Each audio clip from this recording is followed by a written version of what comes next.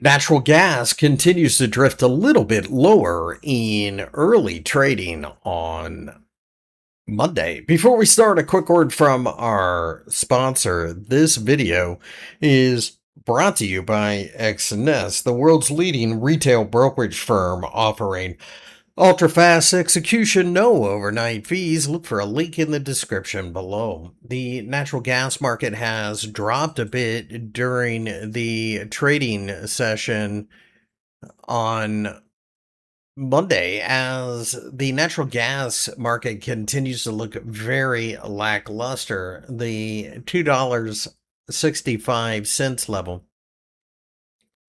looks to be a bit of a short-term floor. We did bounce from there about a week and a half ago, so it'll be interesting to see how this plays out. A bounce from here could open up the possibility of some type of an attempted recovery towards the 50-day EMA, but I think you've got a situation where if we were to break down from here, the $2.50 level might be the next psychologically important support level.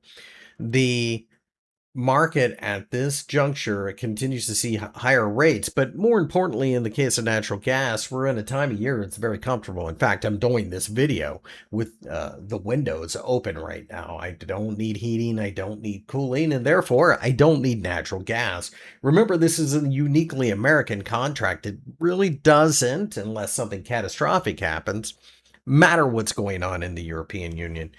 Now, once we get towards colder contracts, right now we're trading the September futures contract, then you start to price in heating demand.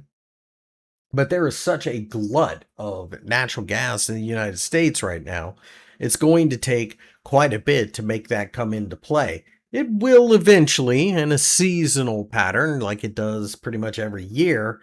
But right now, natural gas just is limp and is showing no signs of turning around. My name's Christopher Lewis. I work for FXEmpire. If you enjoyed the video, thumbs up, subscribe.